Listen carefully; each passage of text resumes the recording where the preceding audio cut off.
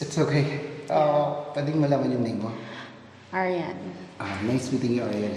Thank you, Joseph. Ingat. Bye. Bye. See ya.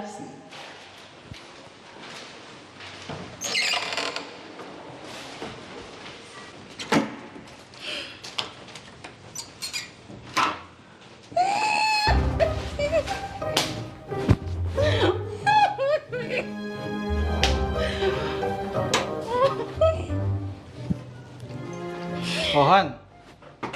Okay ka lang? Han, okay. Okay lang ako. Ganda ng ngiti natin ah. Sorry kasi nakita ko si Mare kanina sa labas. Kaya, magluluto na muna ako.